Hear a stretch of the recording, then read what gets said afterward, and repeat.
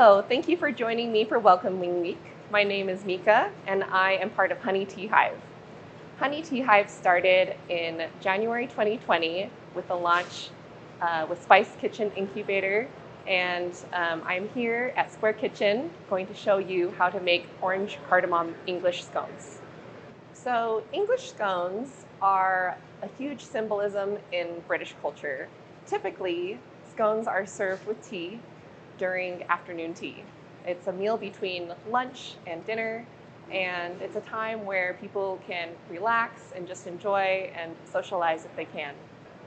So the difference between an English scone and an American scone is that an English scone is more like a biscuit. It's a little bit drier, not as sweet. The goal of that is to have cream and jam with it and paired with tea. An American scone, on the other hand, is a little bit sweeter, it has a little more cake-like consistency, and is typically covered in glaze. So today, we are going to be making Orange-Cardamom English scones. First, let's mix all of the dry ingredients.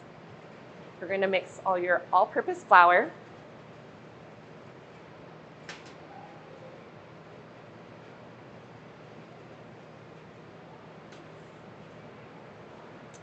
granulated sugar,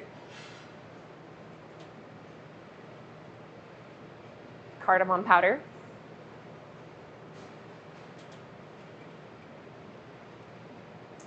baking powder, and just a pinch of salt.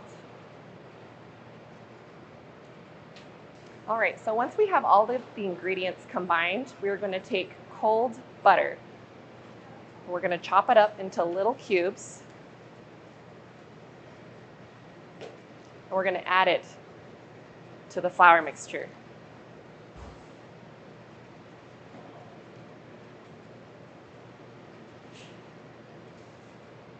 Once you've added all the butter, you're going to take your hands and then you're going to knead it. And what you're trying to do is you're trying to get a consistency of cornmeal. So you'll want to knead this with your fingers, and it should take about 3 minutes until there's no more butter chunks. It should look like this. All right, so once you're done kneading, you're going to want to take an orange and your zester, and you're going to zest an entire orange into the flour mixture.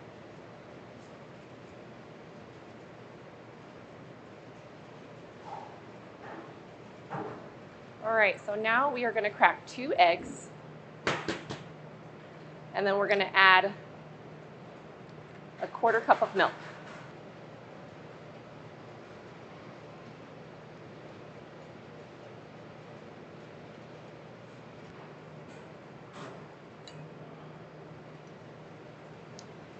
You're going to take the orange that you zested, you're going to cut it in half, and squeeze some orange juice in.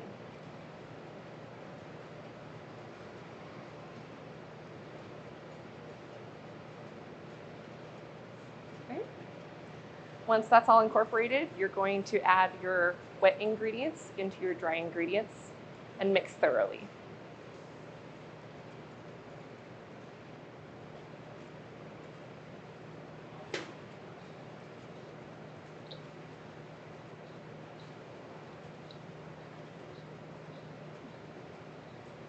And what you're looking for is kind of a scruffy consistency.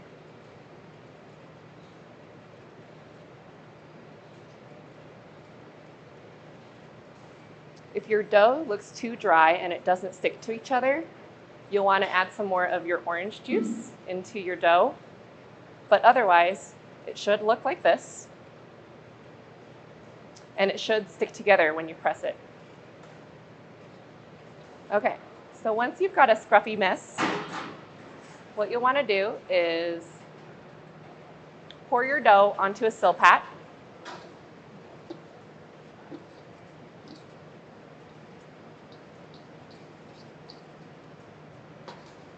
And then you're going to press it together. And ideally, you're going to want to press it so it is between 1 to 2 inches tall.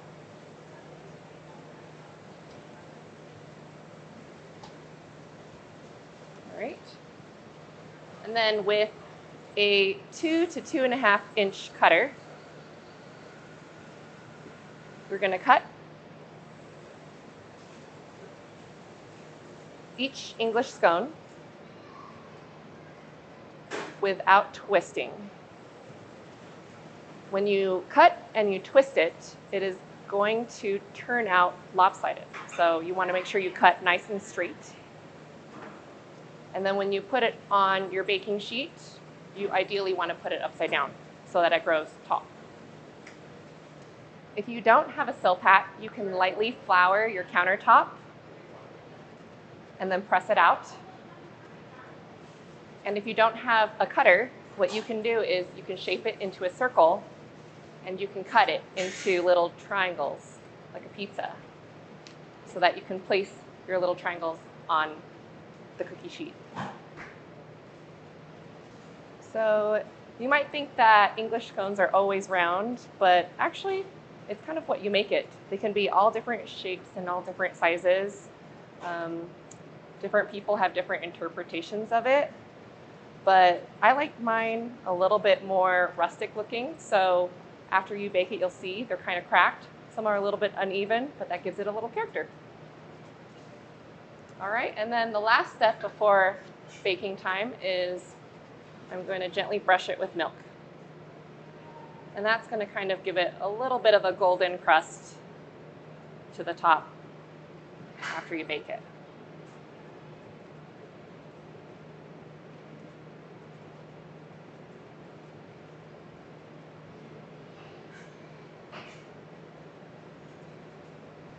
All right, so now we're ready to bake your English scones.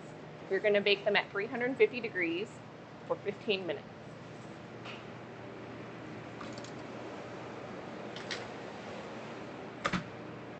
So while that's baking, let me answer a few of your questions. One of the questions was, what was the first thing you remember baking? And I remember at the spunky age of 14, I was really ambitious and tried to make French macarons. And let me tell you, that was an epic fail. Even though I thought they were absolutely amazing, the texture was all wrong, the flavors were all wrong, and yeah, it was definitely a learning lesson, but I didn't give up and I kept trying, and they ended up turning out okay for a 14-year-old. All right, so another question that was asked was, how do I choose my teas?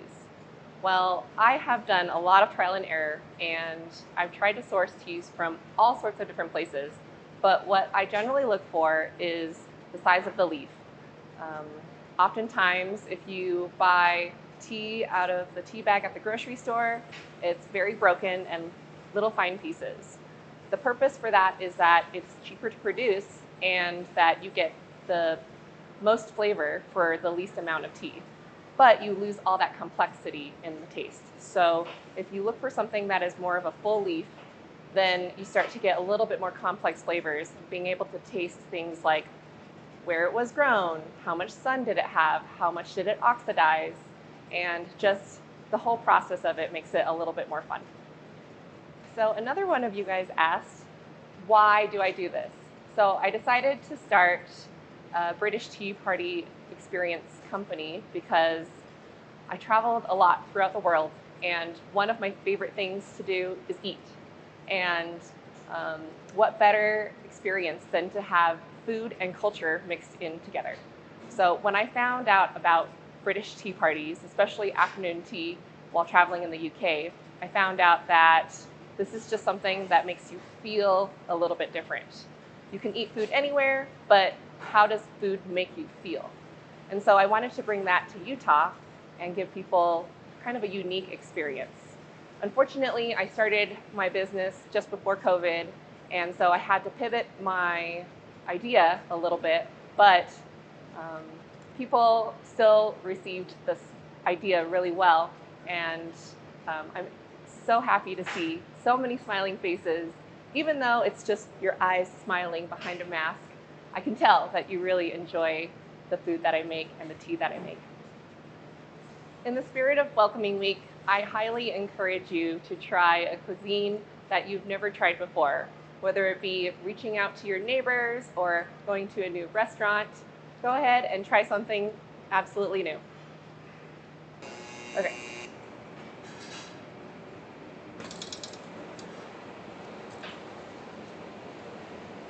Perfect. All right, so when you check your scones, you want to make sure that there's a golden crust around the edges. If not, go ahead and try to add 2 to 5 minutes to your baking time.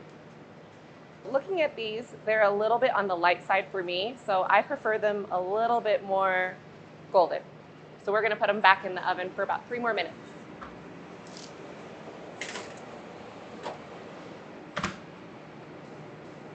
So now you can see that the scones are a little bit more golden brown, which is just how I like it. Now we're ready to serve. All right, so now we're going to brew a cup of Rooibos tea. Rooibos tea is a South African tea that is technically an herbal tea. It's otherwise known as the red bush tea. So what we're going to put in here is a tea bag. You're going to put about 1 heaping teaspoon of tea, and you're going to steep it in boiling water for about 5 minutes.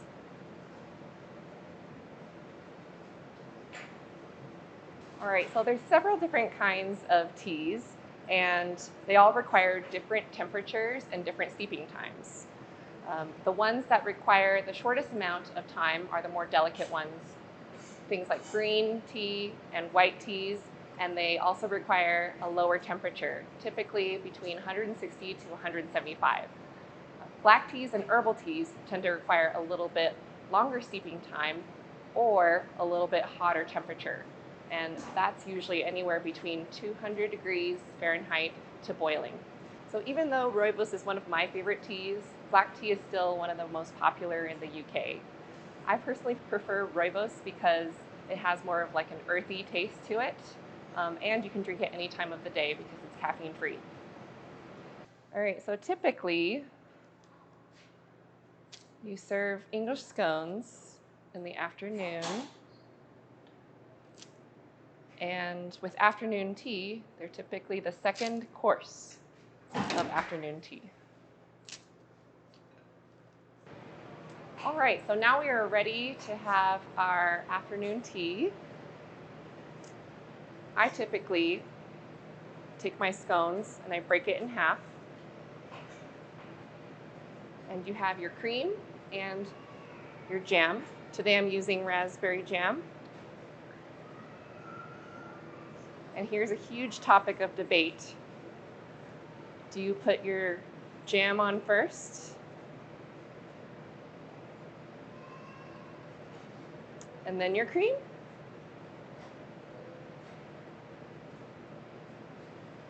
Or do you put the cream on first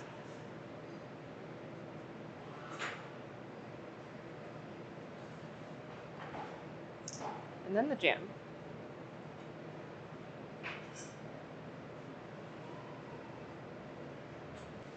All right, once you're done dressing your scones, it's time to eat. Enjoy.